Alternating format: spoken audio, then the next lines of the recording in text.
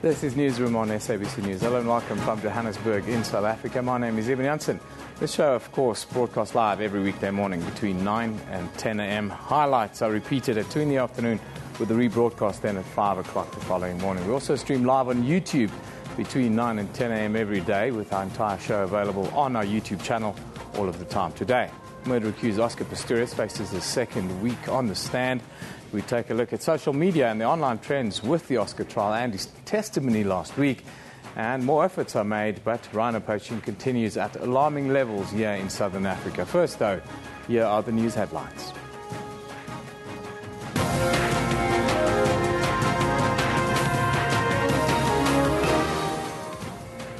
The Oscar Pistorius murder case will resume in the North Gauteng High Court in Pretoria today with another round of cross-examination by State Prosecutor Rhino. On Friday, Nal continued to put pressure on Pistorius, accusing him of tailoring his evidence to suit himself without consideration for Reeva Steenkamp. The Paralympian has pleaded not guilty to 4 charges, including the murder of Steenkamp on Valentine's Day last year. Pistorius claims he mistook her for an intruder at his Pretoria East home. At least 36 people have been killed and 4 injured when a bus crashed into a truck in eastern Mexico and caught fire. Officials say the broken-down truck was badly parked on the freeway in Veracruz State when the passenger bus hit it. Experts will start identifying the bodies using DNA testing. And Australian officials leading the search for the missing Malaysia Airlines plane in southern Indian Ocean are deciding when to deploy an underwater robot to aid in the hunt. Searchers are confident they know the approximate position of the wreckage of the Boeing 777. This after picking up several acoustic signals they believe are from its black box recorder. However, recovering the plane's recorders is essential for investigators to try to figure out what happened to the plane that vanished on March the 8th with 239 souls on board. The Oscar Pistorius murder case will resume in the North Gauteng High Court in Pretoria today with another round of grillings for the Paralympian by State Prosecutor Rhino. On Friday, Nal continued to put pressure on Pistorius, accusing him of tailoring his evidence to suit himself without considering Reeva Steenkamp. Pistorius fired 4 bullets through the toilet door of his house in Pretoria on Valentine's Day last year, killing Steenkamp. Now, joining us, as always, from the North Gauteng High Court in Pretoria is Griselda Lewis. Good morning to you, Griselda. Very good morning to you, Eben. You see, it's a bit busy there behind you, Griselda. It looks like we've got the peanut gallery out today. What's happening? Well, Eben, they've been gathered here since very early this morning, supporters of Oscar Pistorius. If you could look here towards my right, there are supporters of Oscar Pistorius carrying white balloons there with his name written on them. They've been praying outside court this morning, saying that they're here to support Oscar Pistorius as well as show support for Reeva Steenkamp's family. Some of them are carrying placards reading, "We love you, Oscar." Some were saying, "We love you, Aussie." There are also some trophies with Oscar Pistorius' name on, and also some CDs that have been made to give to Oscar Pistorius with some Christian music on it. They're saying they're here to support Oscar Pistorius. They say that they feel Oscar Pistorius has been judged not only by the media but also by the general public. So they're here to show support and to say, or to tell him rather, that he's not standing on his own. One of the people who is standing there as well is one of Oscar Pistorius' teammates from the 2005 Olympics. He says is here to show support for Oscar Pistorius, and that he was shocked when he heard that Oscar Pistorius had shot and killed his girlfriend Reeva Steenkamp. They say they're not here to be judged, but they're here waiting for Oscar Pistorius at the moment to bring him some gifts. He should be arriving as usual from right about there, where we expect them to show some love towards Oscar Pistorius. They started clapping their hands just a few minutes ago when Oscar Pistorius' defense team walked inside court. They're not selling anything there, Griselda. Could you kindly repeat, Eben? They're not selling anything, CDs or memorabilia, that sort of thing. It's just a gathering to support. It's just a gathering, Eben, and they say they want to give that trophy, the balloons. They also want to release those balloons as soon as Oscar Pistorius arrives. They also want to give him the CD that has Christian music on it, I guess perhaps to show support. And they say that Oscar Pistorius, as far as they're concerned, is a God-fearing man. Let me just turn towards there's Oscar Pistorius arriving. If we could just turn our direction towards there in this silver SUV. He is arriving at the moment. We're expecting the supporters to release those balloons as soon as he is getting out of the vehicle. There are the supporters engaging with Oscar Pistorius, trying to hold him. Those are the balloons that are being released at the moment to show solidarity for the athlete. All those balloons, Eben, have the name of Oscar Pistorius written on them, and they're saying it's a symbol of peace. It's a symbol that Oscar Pistorius' story must be heard. That's what they say. Yeah, we just saw that go out of shot there behind you past the building. Very nice on a Monday morning. However, the court will start in half an hour.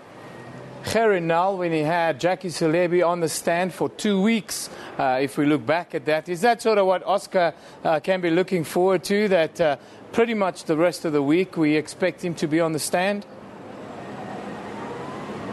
Certainly what we can say at this stage, Eben, is that it's expected to be yet another grueling day for Oscar Pistorius as Rhino continues with his cross-examination. I cannot say for certain at this stage for how long he will remain on the stand, but we've always maintained, we've always known that Rhino will take his time with Oscar Pistorius to try and pick through every single detail that Oscar Pistorius has testified about, giving his version of events. So whether it will continue tomorrow, the next day, I can't say for certain at this stage, but certainly Rhino will tear into his testimony even further to establish exactly what his intent was when he shot those 4 bullets through the bathroom door of his Silverwood home. Finally, Griselda, would it fair to say that he starts today on the stand very much on the back foot? He's been branded a liar pretty much in the media over the weekend. And then Breva's sister also said that, you know, they believe that he's lying on the stand. So he must be on the back foot at the moment. Well, it certainly looks that way, Eben, but of course, what needs to happen here is that all the evidence, all the testimony that is given inside court, you know South Africa doesn't have a jury system, so the one person who needs to be convinced of the events that are being testified about inside court is Judge Thokozile Masipa. She is the one who needs to ultimately decide at the end of the day whether Oscar Pistorius is guilty or not guilty, but certainly seems on the back foot at the moment for exactly the reasons that you state. He's been branded a liar. The character of Oscar Pistorius that has been painted inside court certainly might be damaging to his reputation of the all-star athlete that we've certainly seen over the decades. And basically, the loopholes in Oscar Pistorius' story where he often forgets crucial incidents where the state says he is supposed to remember, where they're basically implying that Oscar Pistorius has selective amnesia. He chooses what to remember and chooses what not to, and what details to give the court. So certainly on the back foot, and it remains to be seen what will take place today, but certainly another day of a grueling testimony we're expecting. And Griselda Lewis, as always, will keep us posted as to how matters develop in the North Gauteng High Court. Thank you once again, Griselda Lewis. As the Paralympian and Olympic athlete took to the stand last week in his murder trial, social media sites lit up like Christmas lights. Over 100,000 articles and social media mentions worldwide were published about Pistorius on Tuesday when he took to the witness stand. This is according to South African media monitoring firm Data Driven Insights Africa, which compiled this data using a smart search tool called Newsdesk. The fear of the trial becoming a trial by media, well, it's more alive than ever now. It seems everyone has become a judge in this case. If you just look at what is being posted online, especially on social media. Joining us today is Tanya Kuri, Managing Director for DDI Africa. Good morning, Tanya. Thank you for joining us once again. Good morning, Eben. Good to be here. incredible the kind of traffic we're seeing at the moment. Is this 100,000 articles in the modern era? It's more than that, but in the modern era, is that the biggest case we've ever seen? Every time I come here, I say I've never seen anything like that, and I still haven't seen anything like it. Yeah. It's crazy. We monitor 6.2 million social networks, 60,000 online newspapers, and then in South Africa we add to that 2,000 print titles and 66 radio and television stations. And we've just seen this past week, week 6 now of the trial, shoot off the chart. I believe we've got some visuals for you guys to see, and if you can have a look at week 6 over there, the week 6 in its entirety accounted for almost just over 44% of the entire trial media. Yeah. And we thought when the trial opened that we had a busy media day. I mean, so week 6 definitely pushed the chart. Also, we saw within week 6 we did an analysis by hour. That's the one in the bottom right. Yeah. And when Oscar Pistorius apologized to the Steenkamp family, we saw the biggest peak of the trial so far. That accounted for just over 120,000 unique inserts. So that's not retweets. We're talking about unique inserts. Yeah. Right? And then if we move across the chart to Wednesday, in the middle of the week, that's when Rhino took over the cross-examination. Mm-hmm. And then it just rocketed off again. It's amazing.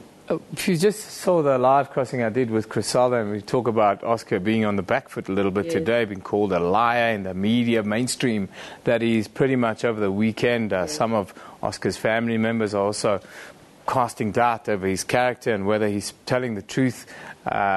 Is he on the back foot on social media as well? We saw supporters at the court for Oscar this morning, but is he on the back foot now, and is his story being sort of spat out by users online? Well, we saw, firstly, a big peak today where we've seen Simone Steenkamp coming to the forefront of the media, where she's spoken to the British newspapers and she's labelled Oscar a disgusting liar, so she didn't mince her words. Yeah. So that's caused quite a bit of conversation, and also news reporting. I think you can see that it's about almost a third of the coverage today when we look at the Steenkamp family.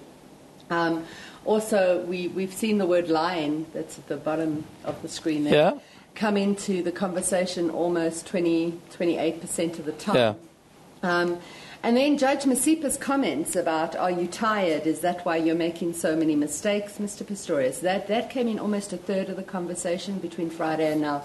So to answer your question, Eben, I believe that, yes, there's a lot of conversation that puts Oscar on the back foot, but of course, it's not the conversation that's going to convict Oscar. It's the trial, right? We also see a lot of sympathy. It seems that people out at the courtside today giving out music, CDs and flowers and all sorts of stuff. Do we see that on social media as well, or is it a case where people are now starting to say, no more, Mr. Pistorius, we don't believe your story? We've been monitoring the words guilty and not guilty and innocent in two streams. Difficult to measure because sometimes people don't say, I think he's not guilty. People will say, I think he should be freed, or this trial is a farce, or whatever the case may be. Or on the other hand, people may say, I don't believe him. So it's difficult to measure exactly, but we're finding it about 7-1 in favour of the word guilty at the moment. The most controversial thing that came out last week was the picture of Reeva's blown away skull. What are people saying on social media? I get a sense that people say, why isn't Oscar facing the cameras if Reeva's head can be blown apart, shown to all the media and all the people all around the world? Yes. So take responsibility was a term that Harry Neal now used quite often, and that came across in social media an awful lot. I think on Thursday it dominated the coverage by about a quarter of the coverage. What is interesting, and probably a little bit reassuring for me anyway, is that graphic picture didn't make the networks really. There were a few news houses that tweeted it, but in general, people steered away from that graphic image, and I think that's the respectful thing to do, you know. But again, Harry now saying take responsibility and look at what you've done is made a lot of conversation. Harry now has been has been taking over this trial. There must be lots and lots of talk about it. He's going to be at the Human Rights Commission for calling Oscar a liar on the stand. I think that's unprecedented in itself, isn't it? Yeah, I've never heard of such a thing. And that, interestingly, that didn't make a very big impact online. I mean, that was about 2 or 3% of the conversation over the past 24 hours. But what is interesting is when we saw Barry Roo come into the forefront, he became an online celebrity, and we had a whole host of parody accounts, etc. Yeah. We thought, well, we've never seen anything like it. Well, Rhino's only been on cross-examination for 3 days, and for the duration of the trial, so the full 6 weeks, his name is coming up 71% against Barry Roo's 28 or 29%. Okay. Crazy. That is really crazy. But thank you for joining us, Tonya. We could spend the whole day looking at these stats. It's absolutely crazy. Thanks, but there's some other stuff to be done. And thank you once again for coming today. That is Tonya Curry, Managing Director of Data-Driven Insights here in South Africa. Just to recap our top story, Paralympian Oscar Pistorius will spend a 6th day in the witness box in the North Gauteng High Court in Pretoria. State Prosecutor Rhino cross-examined Pistorius for 3 days last week. The athlete is pleaded not guilty to 4 charges, including the murder of his girlfriend, Reva Steenkamp, on Valentine's Day last year. On Friday, Nel continued to put pressure on Pistorius, accusing him of tailoring his evidence to suit himself without consideration for Steenkamp. Pistorius fired 4 bullets through a toilet door at his house, killing Steenkamp. He claims to have mistaken her for an intruder. Pistorius conceded that he had no intention of shooting at the supposed intruder in his toilet, telling the court that even though he felt vulnerable, he had to investigate the possible danger. Well, let's take a look now at what you are talking about on social media. We just spoke about it. There's lots being said on social media at the moment. There we have a picture from outside the courthouse from Jacques Steenkamp. Good morning from the North Gauteng High Court for day 6 of Oscar Pistorius being in the witness box. That's pretty much how it is. Another picture coming in there. Prosecutor Rhino arriving at court. He receives dirty looks from Oscar Pistorius supporters. Why do we have to make it so deeply personal always? Another picture there from Jacques Steenkamp, Devil Ranger, showing his support for Oscar Pistorius outside the North Gauteng High Court. These are all from this morning, of course, as Oscar Pistorius supporters are gathering outside the court playing, with music CDs and flowers and balloons, the whole toot. Lulamam Kize says, Oscar is innocent. There's a reason why we say you're innocent till proven guilty. And Michelle says, if I believe someone is in my house that don't belong there and could potentially bring harm to me or my kids, I'm shooting. That's not what the law says, Michelle. The law says something different, unfortunately. Let's also take a quick look at what's happening on our Facebook page. Of course, all the top stories all the time are there. Here we have the latest on the Oscar Pistorius trial, the articles, photos and hashtags, and people to follow on Twitter at the court. Also, Australian officials leading the search for a missing Malaysia Airlines plane are now went to deploy an underwater robot to aid in the hunt for the plane, now in its 6th fruitless week. Now, of course, all Liverpool fans are all smiles at work today. Congratulations, by the way, on a fantastic win yesterday.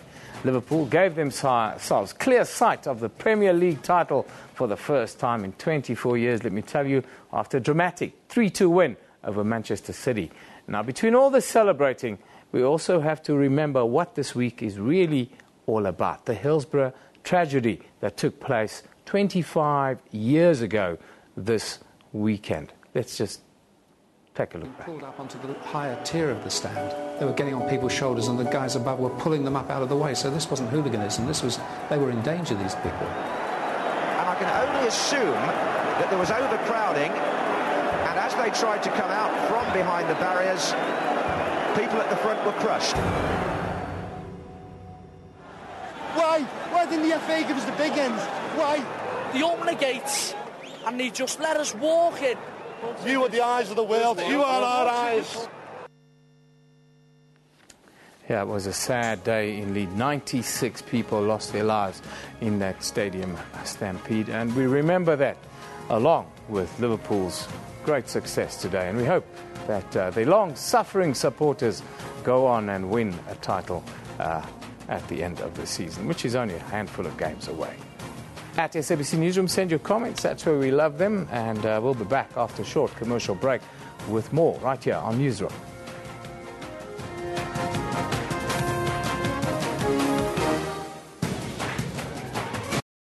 SABC, sharing 20 years of inspiration. Mercedes-Benz is all what you can expect from a lifestyle brand itself. We are about premium and luxury, we're about fascination, perfection, at the same time responsibility to our communities. You know, my father was a musician and he loved music, he loved especially choral music. Now as a person of colour, you can't hit on her like, hello nice. Man, they were a great audience. No, I had so much fun performing for them. Baby, I love. That's Kaleidoscope, Sundays, 5:30 p.m. on SABC News.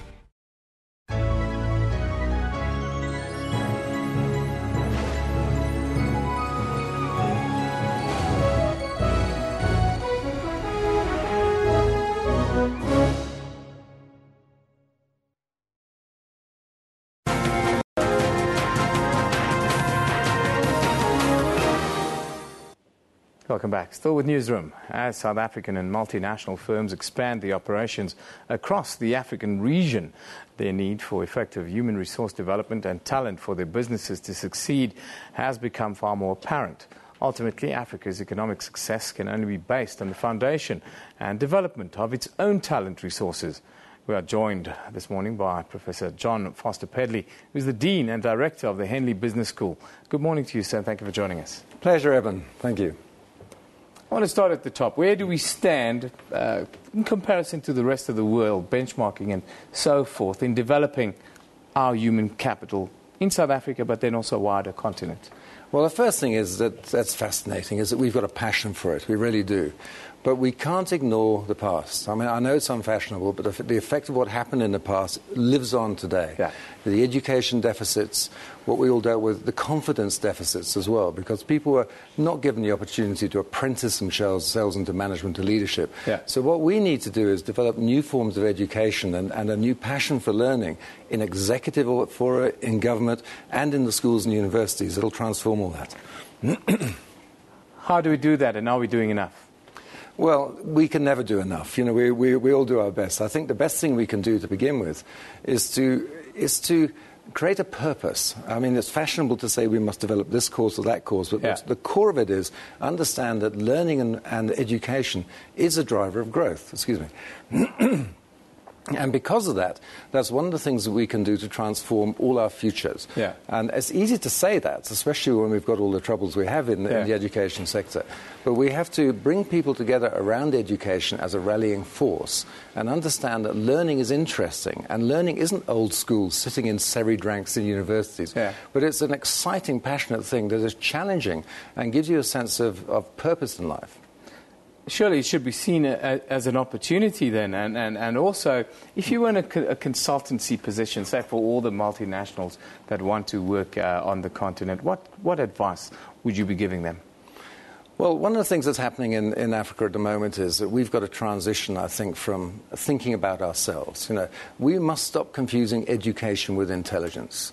Yeah. You know, just because you're educated, I regret to say, does not mean you're necessarily hugely intelligent. There's many examples of that out there today. And just because you're uneducated, of course, the opposite's not true. We are blessed with millions of talented, intelligent people in Africa, really, really intelligent people. And we see them doing as well as anyone else in the world when they've got the right basis. So we've got to stop confusing that. And then we've got to start thinking about what is the nature of Africa. Africa is not a country. It's a truism. Yeah. We've got all these different countries here with different states of being within them. And we've got to address the conditions in our own countries. We're probably going to have to develop through entrepreneurialism as much as we are, certainly not through aid. There's a new movement called Afro-capitalism moving forward at the moment. The outlook for Africa in general, the economic outlook for the next decade or so looks quite good. Is that the good news that can sort of push us into the 21st century as a collective? Well, we're faced with all sorts of complications. We've just seen Nigeria rebasing its economy, so now they're bigger than South Africa, which is a good thing, but for us to know. They're growing faster than us, but they don't have the same financial stability as we do. We've got one of the best governed stock markets in the world in South Africa, and it's to do with technology, talent, and innovation and productivity. That's how countries grow. We've got to start understanding we've got the talent to build the institutions. Stop thinking small about Africa. Start thinking confident. We've got the capability for people to go and work in multinationals around the world. How we do that is by disciplined education. Do we have a problem with competing with other African countries where we should not be? We should see our role within the collective and be happy for growth and for development. I heard a fantastic story the other day. Somebody was leaving South Africa to go into Mozambique, and on the visa form was, have you ever been to Africa before? And he said no. So we do have this sense of separation of South Africa from the rest of Africa.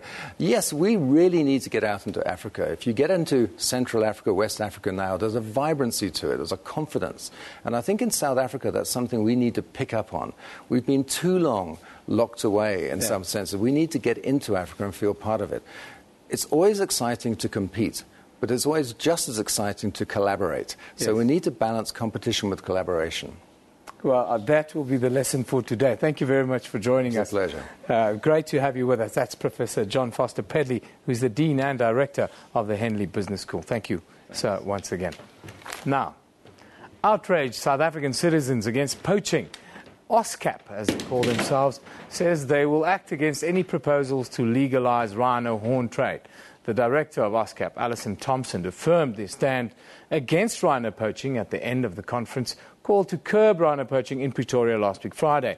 The conference ended on a positive note, with participants resolving to ensure that all South Africans were made aware of the risk associated with legalising rhino horn trade. 277 rhino have been killed in South Africa since the beginning of the year, while awareness initiatives continue unabated. Alison Thompson joins us from Pretoria. Very good morning to you, Alison. Thank you for joining us. Good morning. How are you? Let's start at the top with the conference and the resolutions that's been taken. What is your stand on the conservationists who say, yes, we need to cull in order to prepare for this war against rhino poaching? Big picture. The big picture is that, once you open up a trade, you increase your market. So the more people you've got coming into the market, the more rhino horns you need. We are sitting with less than 20,000 rhinos in South Africa, and it is completely and utterly unsustainable to think that we can meet a demand coming out of Asia, who have 1.5 billion people. If you look back in history and look what happened with the Saiga antelope, for instance, we had 2 million Saiga antelope which were offered up as an alternative to rhino horn in the 1990s. And in 15 years, 2 million antelope were lost. They were literally using 6,000 kilograms of Saiga antelope horn as a replacement for rhino horn in the 1990s. We're now 20 years further down the line. We've got a Chinese consumer market with a graph that's going like this. We just cannot afford to make the same mistakes over and over again. We have to be very careful. We have to take the precautionary route when we start looking at opening up markets when we're using a finite source. Do you stand for the total eradication of poaching? How do we get there? And is this not maybe a little bit utopian? I don't think you'll ever completely get rid of poaching. But, if you're talking about opening trade, we could increase the poaching levels to a level which, would push our rhinos to extinction a lot faster. So we have to be very careful when we start making decisions about whether we open trade or not. One of our biggest problems in South Africa at the moment is, right from the ground level, from the wildlife crime scene management to getting those dockets into court, we are losing the chain of evidence because we've got lack of skills, we've got lack of capacity to actually prosecute and create an environment which deters poachers. We seem to be losing. If you look at the numbers, it's been increasing every year the last couple of years, and it seems that we're losing 5% of our population of rhinos every year, and in 20 years we'll be gone. Are we losing the war? We are, at the moment, we are losing the war, but I think that, we can get to a stage where we will be able to take control of the issue. We have to start looking at the messages that we are sending out to the rest of the world. When we're saying, please don't use rhino horn in TCMs or as status symbols, on the other hand, we're saying, okay, well, we're thinking of selling you rhino horn. We have to really start looking at what we're doing to create this problem as well. Now, this week, the Department of Environmental Affairs here in South Africa is to sign a memorandum of understanding with Mozambique to curb rhino poaching on the border between these countries, specifically in the Kruger Park. What do you at OSCAP like to see in this agreement? Well, we would, it's all very well having memorandums of understanding, and unless you actually make sure that an action plan comes out of that and there's a time frame and, they have the capacity and the skills to make sure that those aspects of the agreement are enforced. And we're just signing pieces of paper. We're signing off the wildlife of our country if we're not making sure that we are entering into things that are enforceable and can have positive action out of them. And what else would you like to see a little bit more of? More engagement with the Far East, maybe? Well, yes, we need to see a lot more demand reduction campaigns in Asia. I think a lot of people think, we can't change how other people think. But, if you look at Vietnam, for instance, they used to use firecrackers at New Year all the time. And overnight, they said, okay, well, we're not going to do this anymore. And they don't use firecrackers at New Year at all anymore. So we mustn't underestimate how much influence we can have on demand with the demand reduction campaigns. They've been very useful with shark fin, for instance. That in 1 year, shark fin use was brought down more than 60%. Yeah. It's something that we should be doing more and more. It's definitely possible. Human beings can change their behavior, Alison, and let's hope that we can find the kind of collaborations that works going forward, because we don't have 20 years of rhinos left at the current rate. Absolutely not.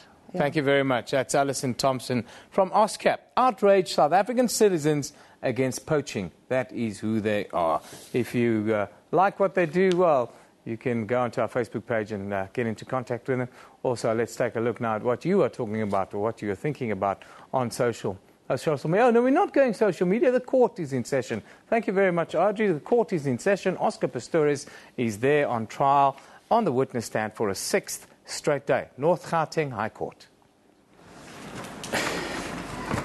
My argument will be, and that what the cross-examination will focus on today, is that your version is so improbable that it cannot be reasonably possibly true. I'm going further, Mr. Pistorius. I'm saying that your version of events is in fact untrue. Then, before we start, Mr. Pistorius, I say you've got a concocted version which you've tailored to fit the state's case, and you're tailoring your version as you're sitting there. You understand what I'm saying, Mr. Pistorius? I do, my lady. Good. Then, Mr. Pistorius,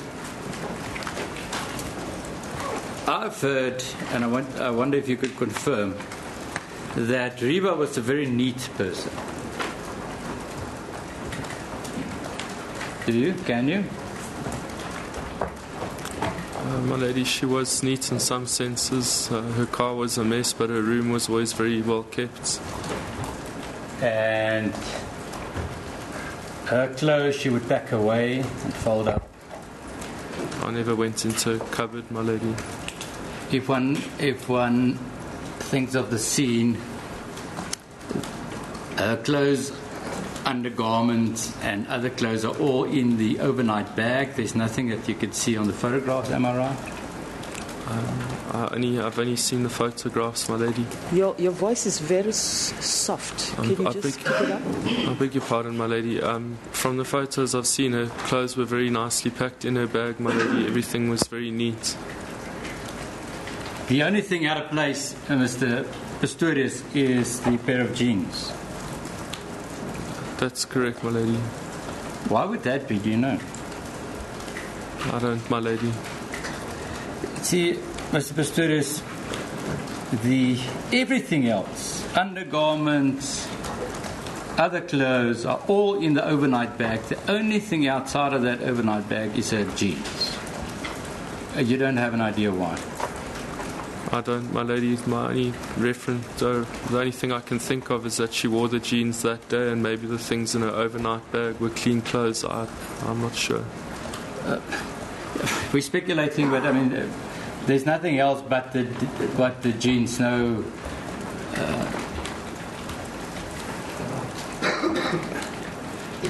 No top. Only the jeans one can see. Am I right? And her slops, my lady. You can see her slops on the floor. But those are also neatly next to each other, next to the bed, on the left-hand side.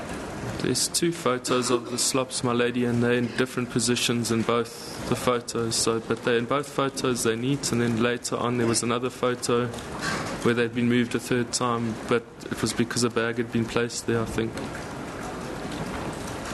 So I've missed it. I couldn't hear you. You think of what had been placed there? There was a photo later in the morning, my lady, where they had placed Reva's overnight bag on the floor, and then the slops had been moved. No, but on the photographs we see slops, as you call it. Those were neatly next to the left-hand side of the bed. They were between the bed and the sofa, my lady. On the left-hand side. That's the issue, Mr. That's correct, Pistorius. my lady.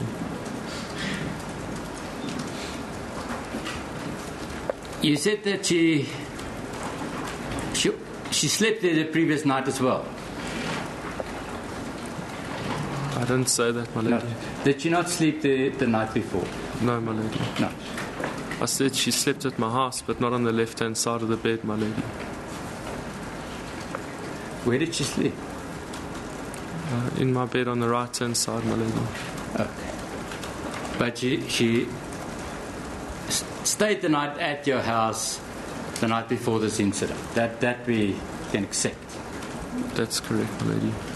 No, knowing that you sleep on the left and she would sleep on the right. That's correct, my lady. Why would her slops be on the left-hand side? I beg your pardon, my lady. Can Mr. Nall just repeat his previous question?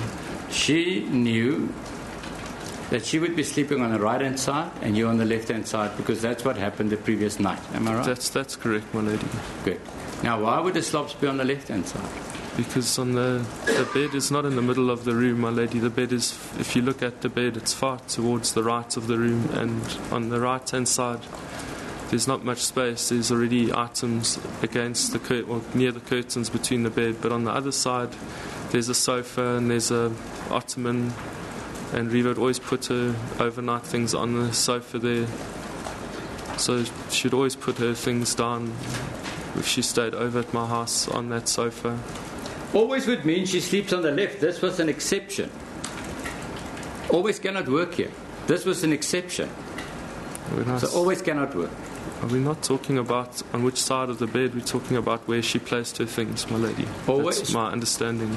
Always she would sleep on the left-hand side of the bed. This one night was, 2 nights were exceptions. I don't think that's what the witness is saying. That's not what I'm saying, my lady. Just hold on. There was a flashlight.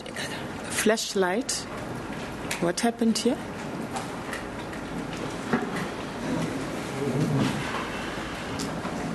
Did I imagine that there was a flashlight?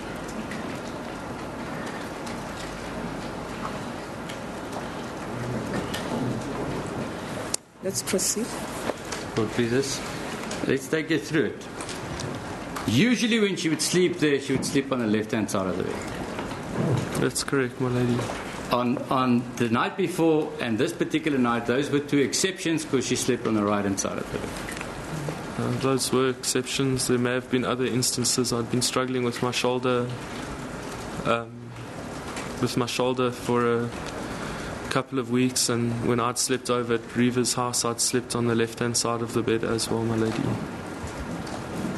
Now, Mr. Pistorius, she would use the slops for when she would get up from bed. Am I right? I'm not sure, my lady. Have you not seen her use the slops before? I have seen her use the slops before, my lady. And when? When she would walk around downstairs, and I don't have any independent recollection of her using the slops, but I know that she would use them around if she was walking downstairs on the tiles. The house tiles were probably cold, so from that it's possible that she would have worn the slops around. I don't remember her wearing the slops that day, but I'm sure she would have. Mr. Pistorius, isn't the reason that she wanted to leave and wanted to get dressed, that's why the denim the jeans are out of place? She wanted to leave and get dressed. My lady, the denims are inside out, so it would make sense that that's when she took them off, that she just left them on the floor. But why would she leave them on the floor if everything else that she had on, everything else, is in the overnight bag? Why would she leave that particular jeans outside? I don't know, my lady. Where were they when you got into bed? I don't remember, my lady. Now,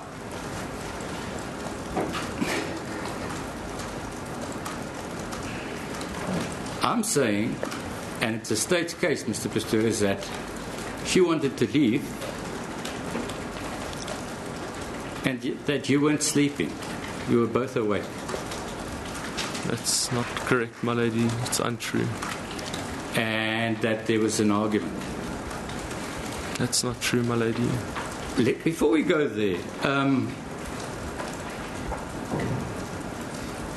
do you have an explanation for the stomach content of the deceased? I don't, my lady. Say again? I don't, my lady. That is, as far as your case is concerned, devastating for your version. That 8 hours after she's eaten, when she was killed, there was still that amount of food in her stomach. How do you explain it? Because you have to. I don't know how to explain it, my lady. Professor Buerta came and testified, and his evidence is not taken into account with what's being put to me now, my lady. So I don't have an explanation for it, so I can't comment on it. But you see, I'm going to press you for an explanation, because both Professor Buerta conceded that 6 hours, people would expect the stomach content to be clear 6 hours after somebody's eaten. Now we're talking 8, and I want to know from you why. I don't know, my lady. I'm putting it to you that she must have eaten within 2 hours of her death. I cannot comment on that, my lady. We had dinner just after 7 o'clock that evening, the night before. Now, have you consulted with other experts in this regard? No, I haven't, my lady. Not at all? No, my lady. Now, what is a further aspect, Mr. Pistorius, is that Mrs. van der Merwe heard a woman talk from about 2 o'clock that morning. You've heard the evidence? I have, my lady. She did say that. Now that fits in with, well, it is possible that fits in with Riva eating. Did you eat? No, we didn't eat, my lady. But then it's impossible, Mr. Pistorius, that the gastric content could be what we see in the post-mortem. I think, my lady, with respect, impossible is the wrong word. You would not expect it. That was the evidence. He said you cannot be dogmatic about it. You won't expect it. Not impossible. I'll put it differently. All the references to works, medical works, and both very experienced pathologists said that one would expect the stomach content to be empty after 6 hours. You've heard that, Mr. Pistorius? I have, my lady. Now, why would, in this particular instance, that not be so? Why would there be still food in the stomach? I'm not sure, my lady. Because you were awake. There can be no other explanation. My lady, I don't think me being awake has anything to do with Reva's stomach contents. If I don't know, then I don't know. If she ate again, I don't know if... Okay. What I'm saying is we ate dinner just after 7 o'clock. There's nothing to do with me being awake. Mrs. van der Merwe says she heard a woman talking. She doesn't say she heard a man and a woman talking. So I don't know, my lady. You see, I'm going to mention it every time today. You're arguing the case, you're arguing what Van der Merwe said, and being argumentative, Mr. Pistorius, is not good for your credibility. Will you accept that? Yes, my lady. So please, answer the questions. You're not doing yourself any favours. You understand that? I was finishing my previous answer, my lady. I wasn't arguing a point, but I'm sorry if that's the way it came across. Now, let us test what you just said. You said, I was sleeping. Did you say I was sleeping? Riva could have eaten. It's a possibility, my lady. I was sleeping. If that's the evidence that's been given, when we ate after 7. I don't know of any other time that Riva ate. So, but you know that the answer you just gave is impossible. It's a tailoring of evidence that she could have eaten, because that's impossible. You know that, isn't it?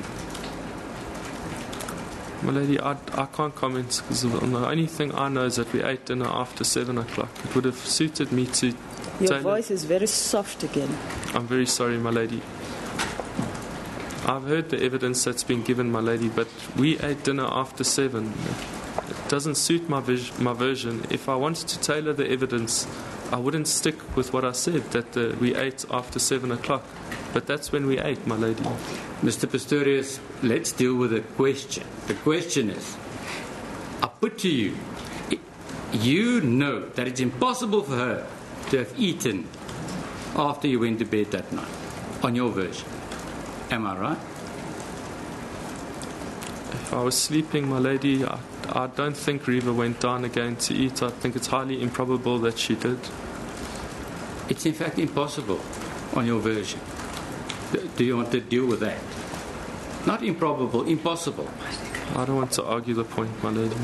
I want to, Mr. Pistorius, because the alarm would have been triggered. If Riva had switched off the alarm and went down to eat and came upstairs, I don't know, my lady. I was sleeping. I don't think she went down, as I said. We ate after 7 o'clock, and that's the last time that I think... Mr. Pistorius, this particular point I put to you is devastating for your version, because it's an objective set of facts, and it cannot fit into your version. What do you want to say to that? I'd agree with Mr. Nall, my lady. I don't see how Riva possibly could have eaten after 7 o'clock. We're just talking now about the possibilities. When I ate, we ate together, and we ate just after 7, and we ate for about 20 minutes, half an hour. So I'm sure dinner would have been finished long before 8 o'clock in the evening. I don't have an explanation for the questions he's putting to me. Then, we'll get more of those instances where you cannot explain. Now, I want to deal with something that happened when I dealt with the fan. I won't rehash all the fan evidence, but it's important to just put to you, or ask you, let me rather ask, on your version of the events, Colonel van Rensburg were, let's put it the best way possible, of the first people that went upstairs. Am I right? I don't remember who went upstairs first, my lady. I remember, as I said, I think one of the police officers asked if there was anybody in the home. I remember him going upstairs. He was in the civilian clothing. I remember Mr. Hilton Buerta going up twice. I don't remember who was upstairs at the same time, which police officers, of which ones went into the room at the same time, or if they were different parts of the first floor. So I'd be unable to say who went up first. Mr. van Rensburg was one of the first officers that was there, but I don't have I'm not sure in which order he went up. But what would then not be possible for you is to deny his evidence that he went up first. You cannot deny that. That's his evidence. I remember the civilian dressed policeman going up the house first, my lady, after he asked me. But if Mr. I was crying at the time, I don't remember. It's possible that Mr. Colonel van Rensburg went up first. What I saw was that this police officer in the civilian clothing went up first, my lady. Then let's just deal with the question. Can you deny Colonel van Rensburg's evidence? It's an easy question. Can you deny Colonel van Rensburg's evidence that he went up first? I don't know. I can neither confirm nor deny, my lady. No, I'm not asking if you can confirm. Can you deny? Is he lying? No, I cannot deny it, my lady. Why must I repeat this question? Don't you want him to be first? Well, if I confirm his evidence, my lady, that means I confirm the fact that he's going up first. But I cannot do that if I can't remember it. Now, so I can't confirm his evidence. I can take it into consideration, but I cannot confirm his evidence. I don't know. Now, can you deny, and I'll show you in the record if you do, his evidence that his focus was inter alia. He mentioned aspects that he focused on, but inter alia, it's been on the fan and the position of the triangular fan, tripod fan. Can you deny that? No, I cannot deny that, my lady. I wasn't there. Even during cross-examination, he was asked where his focus was, and he said that inter alia, his focus was on the fan in front of the door.